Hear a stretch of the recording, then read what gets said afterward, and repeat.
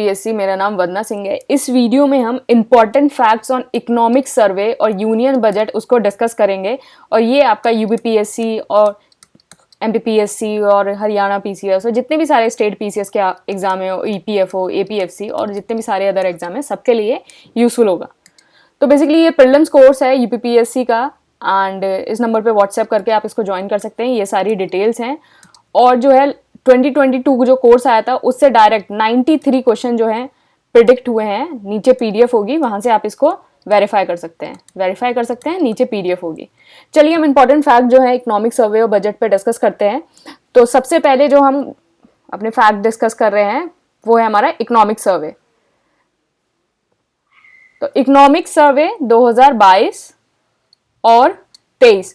तो economic survey क्या होता है? इकोनॉमिक सर्वे आपने लास्ट साल में जो भी फाइनेंशियल ईयर है उसमें आपने क्या क्या किया उसका ये एक तरह से रिपोर्ट होती है, उसमें बताया जाता है। और बजट में आपका क्या होता है कि आने वाले साल में आप किस तरह से चीज़ें करने वाले हैं उसमें बजट का बताया जाता है। तो इकोनॉमिक सर्वे 22-23 जो है इकोनॉमिक सर्वे ये प्रिपेयर करता है department of economic affairs, ministry of finance, under the guidance of the chief economic adviser. Chief economic adviser कौन है? अभी chief economic adviser V Anantha Nageswaran. और इसको जो है इकोनॉमिक सर्वे को जो टेबल कौन करता है पार्लियामेंट में, वो करते हैं फाइनेंस मिनिस्टर, जो अभी कौन है? निर्मला सीतारमण। तो ये जो है ये फैक्ट्स है। अब कुछ हम डाटा देख लेते हैं इकोनॉमिक सर्वे का। तो इकोनॉमिक सर्वे में लिखा है कि इंडिया की जीडीपी का प्रोजेक्शन किया है 2023-24 के लिए, वो 6 से 6.8%, और 22-23 में जो था वो 7, और 21-22 में 8%। तो ये इंपॉर्टेंट है। 23-24 के लिए जो है प्रोजेक्शन है 6 से 6.8%। सर्विस सेक्टर जो ग्रो होगा फाइनेंशियल ईयर 23 में वो 9.1 होगा, 21-22 में 8.4 था और 20-21 में 7.8 था। फिस्कल डेफिसिट जो है 22-23 में 6.4% होगा, 21-22 में 6.7 और 2021 में 9.2%। ये सारा ये डाटा है। तो अभी का ध्यान रखना, फिस्कल डेफिसिट जो है 6.4% है, ये इंपॉर्टेंट है। एग्रीकल्चर ग्रोथ जो है 22-23 में जो है वो होगी 3.5%, इससे पहले थी 3% और 20-21 में थी 3.3%। इंडस्ट्रियल ग्रोथ जो है 22-23 में होगी 4.1%। नेक्स्ट है क्रेडिट ग्रोथ एमएसएमई। तो क्रेडिट ग्रोथ नेक्स्ट है क्रेडिट ग्रोथ एसएमई। तो जनवरी से लेकर नवंबर 2022 तक ये है 30.6%। नेक्स्ट डाटा है कि जो आपकी ECLGS है उसके अंदर जो है 83% लोगों ने बोरो किया है। These are the micro enterprises. तो 83% माइक्रो एंटरप्राइजेस ने बोरो किया है फ्रॉम ECLGS। नेक्स्ट चीज है कि 6 challenges faced by the global economy. ये इकोनॉमिक सर्वे में गिवन है कि 6 चैलेंजेस कौन से फेस किए हैं ग्लोबल इकोनॉमी में। तो ये क्वेश्चन जो है डायरेक्ट आ सकता है, आपको चैलेंजेस दे दिए जाएंगे, इसमें पूछ लिया जाएगा which one of the following challenges are faced by the global economy as mention in the economic survey 2022 और 23, या फिर पूछ लिया जाएगा which one of the following is not. तो सबसे पहले कौन सा है? कोविड-19 रिलेटेड डिस्रप्शन जो हुआ है। सेकंड नंबर पे कौन सा है? Russia Ukraine conflict. तीसरे नंबर पे है policy rate hike to curb inflation leading to appreciation of US dollar and widening of the current account deficit in net importing economy. तो कर्ब इन्फ्लेशन लीडिंग टू क्या हुआ है? एप्रिसिएशन हो गया है यूएस डॉलर का, और करंट अकाउंट डेफिसिट के जो है वाइडनिंग हो गई है। फिर ग्लोबल स्टैगफ्लेशन हुआ है and slow down in China. ये जितने सारे वर्ड है ना, स्टैगफ्लेशन क्या होता है, करंट अकाउंट डेफिसिट क्या होता है, and appreciation of US dollar, इन सबको अपनी जो आप भी जो बुक पढ़ रहे हैं इकोनॉमी की, उनसे आप इन सारी चीज़ों को देखते रहिएगा। तो स्लो डाउन इन चाइना, फिर loss of education and income earning opportunity due to pandemic. फिर उसके बाद नेक्स्ट पॉइंट है इंडिया जो है 3rd लार्जेस्ट इकोनॉमी है इन टर्म्स ऑफ पीपीपी और 5th लार्जेस्ट है इन मार्केट एक्सचेंज रेट। तो दिस इज वेरी इंपॉर्टेंट, आपको कंफ्यूज कर दिया जाएगा। तो अगर आप ध्यान रखना, 3rd लार्जेस्ट है पीपीपी में और 5th लार्जेस्ट है मार्केट एक्सचेंज रेट में। तो ये बहुत ज्यादा इंपॉर्टेंट है, इनको ध्यान रखिएगा। फिर ग्लोबल ग्रोथ जो है वर्ल्ड इकोनॉमिक आउटलुक जो कौन निकालता है? IMF निकालता है। उसने ग्लोबल ग्रोथ जो है प्रोजेक्ट की है 2.7 2023 के लिए और 3.2 2022 के लिए। तो 2.7 जो है 2023 के लिए है, मतलब पहले ज़्यादा करी थी 3.2, लेकिन अब मतलब 3.2 थी 2020 में, लेकिन अब जो है वो 2.7 हो गई है 2023 में। एग्रीकल्चर एक्सपोर्ट जो है ऑल टाइम हाई हुआ है USD 50.2 बिलियन का। प्राइवेट इन्वेस्टमेंट जो है एग्रीकल्चर में 9.3% है। इंडिया जो है 7th लार्जेस्ट सर्विस एक्सपोर्टर है, तो इंडिया जो है 7th लार्जेस्ट सर्विस एक्सपोर्टर है। 14,500 जो है PM श्री स्कूल खुलने हैं फाइनेंशियल ईयर 2023 से 27। तो ये इंपॉर्टेंट है, आपको पूछ लिया जाएगा कौन से फाइनेंशियल ईयर से हैं, तो 2023 से 27 14,500 PM श्री स्कूल खुलने हैं। ये स्कीम कब लॉन्च हुई थी? 7 सितंबर 2022 को ये जो है स्कीम लॉन्च हुई थी। इस दिन ये स्कीम लॉन्च हुई थी और इस फाइनेंशियल ईयर मतलब 2023 से 27 के बीच में 14,500 खुलने हैं। GST कलेक्शन जो है अभी फाइनेंशियल ईयर जो 2023 है उसमें 1.49 लाख करोड़, 2022 में 1.24 लाख करोड़ और 2018 में जो था 0.90 लाख करोड़। तो ये GST कलेक्शन आपको डायरेक्टली पूछ लिया जा सकता है।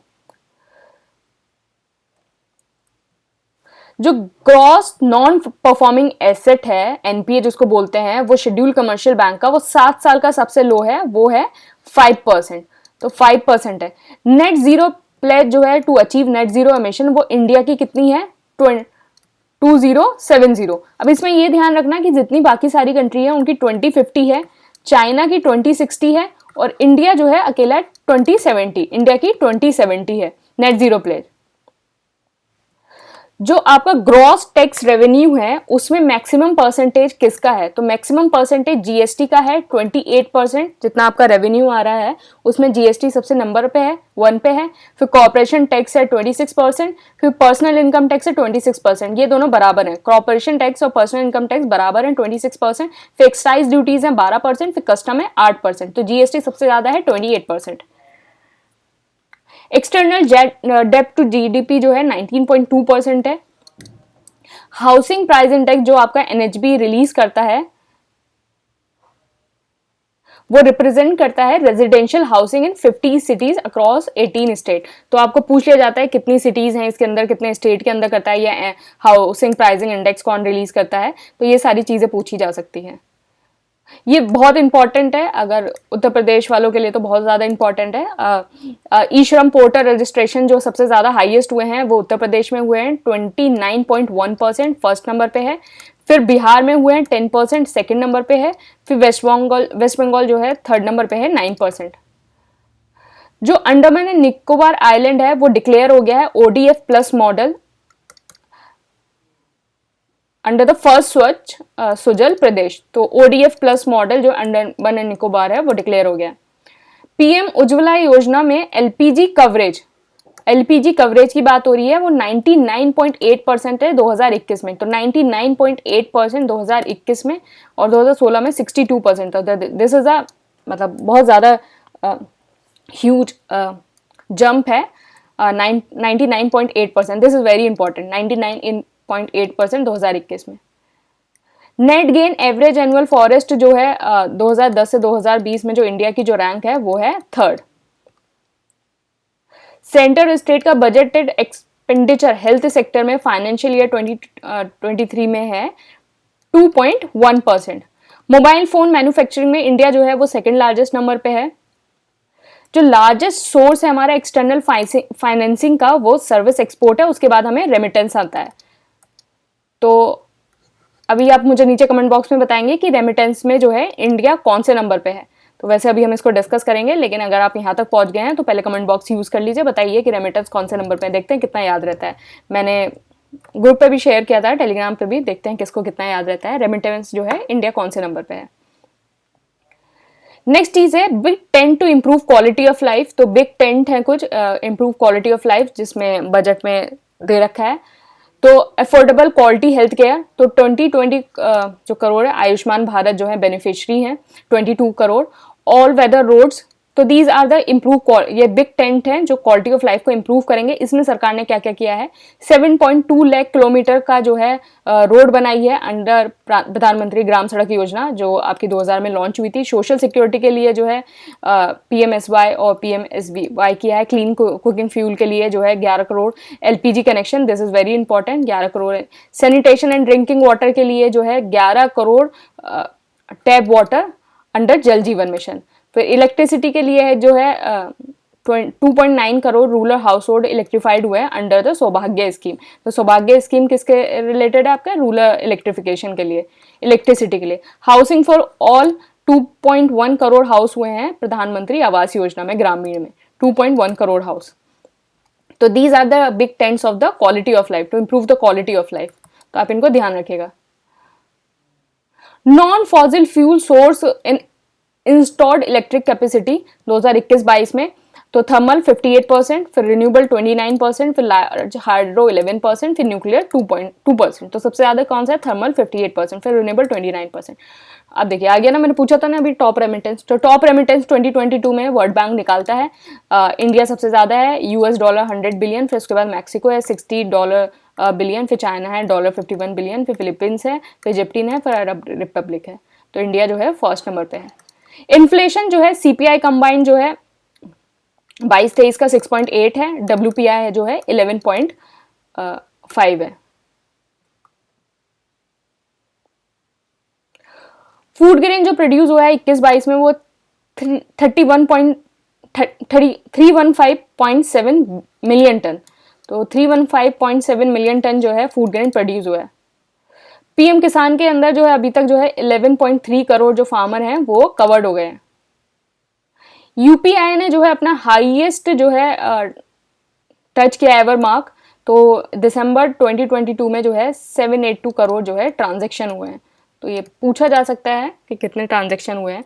अब ये हमने इकोनॉमिक सर्वे का जो है सारा जो फैक्ट से जो इम्पोर्टेंट चीज़ें थी जो एग्जाम में आ सकती हैं वो सारी हमने डिस्कस कर ली हैं। अब हम जो है बजट के जो इम्पोर्टेंट फैक्ट्स हैं देखिए वो डिस्कस करते हैं। और एग्जाम में जो है आपका UPPSC हो गया या फिर MPPSC हो गया या फिर आपके जितने भी आपके एग्जाम है, EPFO का एग्जाम हो गया है कुछ, तो उनमें जो है क्वेश्चन जो है इसी हिसाब से आते हैं। तो आप इसको ही बार बार रिवाइज कर लीजिएगा क्योंकि यही बहुत कुछ है पढ़ने के लिए, तो यही काफ़ी होगा। तो बजट जो है 2023-24 का, तो गोल क्या है अमृतकाल का, तो अमृतकाल का गोल क्या है, focus on the growth and all inclusive welfare, पहली बात। दूसरा, promoting technology enable development, energy transition and climate action. तीसरा, virtuous cycle starting from the private investment crowded and by public capital investment. तो ये जो basically goal of the Amritkaal है। Vision क्या है अमृतकाल का, तो ये विजन और गोल दोनों आपको पूछे जा सकते हैं। विजन क्या है, opportunity for citizen with focus on the youth पे फोकस किया जाएगा। ग्रोथ एंड जॉब क्रिएशन पे। Strong and stable macro economic environment, तो मैक्रो इकोनॉमिक जितने एनवायरनमेंट है उनको स्ट्रॉन्ग एंड स्टेबल किया जाएगा।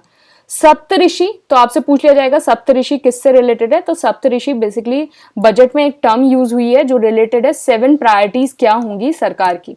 तो 7 प्रायोरिटीज क्या होंगी, इंक्लूसिव डेवलपमेंट होना चाहिए, फाइनेंशियल सेक्टर को strengthen, reaching the last mile तक, जो सबसे अंत्योदय है उनको बिल्कुल लास्ट माइल तक आपको पहुंचना है। इंफ्रास्ट्रक्चर और इन्वेस्टमेंट जो है उस पर फोकस करना है, unleashing the potential, green growth पे फोकस करना है और यूथ पावर पे फोकस करना है। तो दीज आर द 7 प्रायोरिटीज। तो ये आप 7 प्रायोरिटीज जो है सारी याद कर लीजिए क्योंकि एग्जाम में कुछ भी पूछा जा सकता है। विच one of the following is not the priorities, या फिर इसमें से कौन सा सप्तऋषि का पार्ट नहीं है। तो ये सारी चीजें आप याद कर लीजिए।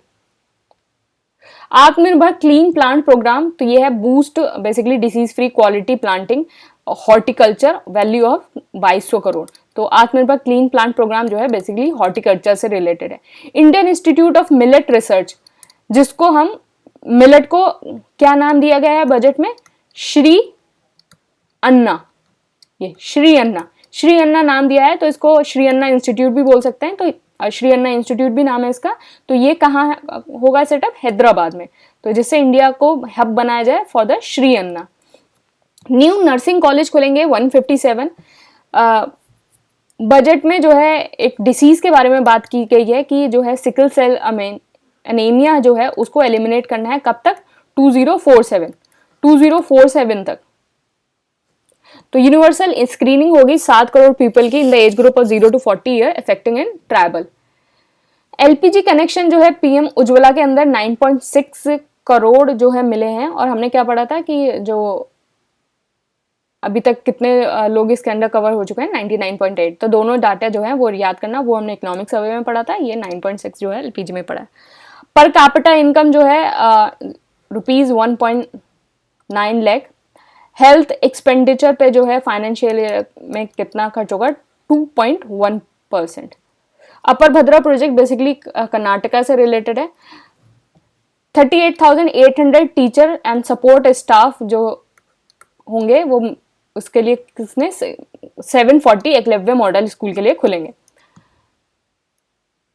हाईएस्ट आउटले फॉर रेलवे अभी तक मिला है ₹2.40 लाख करोड़।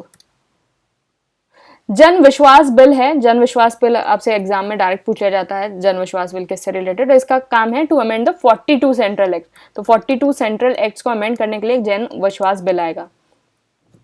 पीएम प्रणाम जो है वो प्रमोट करेगा ऑल्टरनेटिव फर्टिलाइजर। और मिष्टी, तो मिष्टी से याद रखना है एम से मैंग्रोव, तो taken up for the mangrove plantation. PM Kaushal Vikas Yojana, तो बेसिकली स्किल होंगे youth within next 3 years, 4.0 है ये। And 30 skill Indian international centre जो है वो सेटअप होंगे। मैक्सिमम डिपॉजिट लिमिट कौन सी है for monthly income account scheme? Single account के लिए जो है 4.5 लाख से 9 लाख हो गया है अब, और जॉइंट अकाउंट के लिए जो है 9 लाख से 15 लाख हो गया है। तो 9 लाख है और 15 लाख है maximum deposit limit for the monthly income account scheme. महिला सम्मान सेविंग सर्टिफिकेट अवेलेबल होगा 2 ईयर पीरियड अप टू मार्च 2025, और डिपॉजिट फैसिलिटीज में 2 लाख होगी। फिस्कल डेफिसिट जो है फॉर स्टेट 3.5% फिक्स हुआ है। Fiscal deficit central government 2023-24 5.9। Budget estimate जो है नेट टैक्स रिसीप्ट जो है वो 23.3 लाख करोड़। अब न्यू टैक्स रिजीम है, उसमें जो है नया टैक्स स्ट्रक्चर आया है। तो जो आपकी अब स्लैब्स हो गई हैं, वो नंबर ऑफ स्लैब्स कितनी हो गई हैं? बेसिकली 5। एग्जम्पशन लिमिट जो है वो 3 लाख है। तो बेसिकली अगर एग्जम्पशन लिमिट जो है 3 लाख है, और रिबेट लिमिट जो है वो गई है पर्सनल इनकम टैक्स की, वो 7 लाख हो गई है। तो इसका मतलब क्या है कि 7 लाख तक आपके ऊपर कोई जो है टैक्स नहीं लगेगा। अगर आपकी इनकम जो है 7 लाख से ऊपर होती है तो इस तरह से जो आपकी स्लैब्स हैं उस पर टैक्स लगेगा, कि मतलब 0 से 3 लाख पे कोई नहीं लगेगा, फिर 3 से 6 लाख पे लगेगा। मतलब अगर आपकी इनकम 7 लाख, सपोज 8 लाख है आपकी इनकम, 8 लाख है तो 0 से 3 पे कोई टैक्स नहीं लगेगा, 3 से 6 पे 5% लगेगा, और 6 से 8 पे 10% लगेगा, इस हिसाब से लगेगा। तो ये कितनी अब स्लैब्स कितनी हो गई हैं? 5 स्लैब्स हो गई हैं। एग्जम्पशन लिमिट 3 लाख है, और रिबेट लिमिट जो है अब नई जो है वो 7 लाख हो गई है। पहले कितनी थी? 5 लाख थी। जो न्यू कोऑपरेटिव्स हैं जो मैन्युफैक्चर कर रहे हैं टिल 31 मार्च 2024, उनको मिलेगा benefit of the lower tax rate. अब टैक्स रेट कितना होगा? 15%। अब रेवेन्यू एक्सपेंडिचर क्या है सरकार का? इंटरेस्ट पेमेंट 20% सबसे ज्यादा, फिर state share of the tax and duties 18%, फिर सेंट्रल सेक्टर को 17%, फाइनेंस कमीशन और सेंट्रल स्पॉन्सर्ड स्कीम को 9%, अदर एक्सपेंडिचर को 8% और पेंशन को 4%। तो इसमें सबसे ज्यादा कौन सा है? Interest payment 20%। रिसीप्ट सबसे ज्यादा बोरोइंग 34%, फिर जीएसटी 17%, फिर कॉर्पोरेशन टैक्स और इनकम टैक्स बराबर 15%, फिर एक्साइज ड्यूटी, फिर नॉन टैक्स रिसीप्ट, फिर कस्टम 4%, फिर नॉन डेब्ट capital receipt 2%। Highest allocation fund किसको मिला है? मिनिस्ट्री ऑफ डिफेंस को 5.94%। Maximum deposit limit for the senior citizen saving जो है वो 30 लाख है। हाईएस्ट सरचार्ज रेट बेसिकली जिनकी इनकम 5 करोड़ से ऊपर है उनकी इनकम पे सरचार्ज लगता है, वो अब 25% हो गया, अर्लियर 37% था। तो अब जो है मैक्सिमम पर्सनल इनकम टैक्स कितना हो गया है? 39%। तो मैक्सिमम पर्सनल इनकम टैक्स जो है वो 39% है। तो सरचार्ज जो है वो 25%, अलर्ट 37% था, और ये किसके ऊपर लगता है, जिनकी इनकम 5 करोड़ से ऊपर है, और मैक्सिमम पर्सनल इनकम टैक्स जो है 39% हो गया। मिलेट जो है, जिसको श्री अन्ना बोला गया है बजट में, उसको वो इंडिया जो है वो लार्जेस्ट प्रोड्यूसर है और सेकंड लार्जेस्ट एक्सपोर्टर है। नेक्स्ट है कुछ डाटा देख लेते हैं। ये 21-22, ये 22-23 का है बजट एस्टिमेट, फिर ये 22-23 का है, एंड फिर 23-24 का है। तो फिजिकल डेफिसिट जो 23-24 का टारगेट कितना है, 5.9%, रेवेन्यू डेफिसिट का 2.9%, इफेक्टिव का 1.7 और प्राइमरी का 2.3, एंड फिर उसके बाद आप इसका देख सकते हैं 6.4, 4.1, 2.9 और 3, और यहाँ 6.4, तो ये बराबर है, और इस तरह से देख सकते हैं। और बजट एस्टिमेट का 23-24 का 5.9, तो सरकार का 23-24 में क्या टारगेट है, 5.9। दिस इज इम्पॉर्टेंट, और ये दोनों डाटा भी इम्पॉर्टेंट है, सबसे ज़्यादा ये इम्पॉर्टेंट है 5.9। तो विजन क्या है for economic agenda, facilitating the opportunities for the citizen, impetus to the growth and job creation, strengthening macroeconomic stability। जो सरकार एक्सपेंडिचर करेगी हेल्थ पे वो फाइनेंशियल ईयर 23 में 21%, और सॉरी 2.1%, 2.1%, सॉरी 2.1%, और एजुकेशन पे क्या करेगी 2.9% ऑफ द जीडीपी। तो ये 2.1% ऑफ द जीडीपी और 2.9% ऑफ द जीडीपी, तो हेल्थ पे 2.1% करेगी और 2.9%।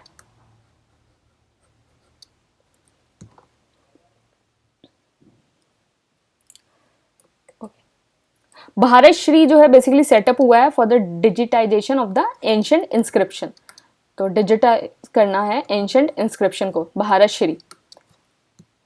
Lab setup for the 5G services, तो 100 जो लैब्स होंगी वो सेटअप होंगी फॉर द 5G सर्विसेज।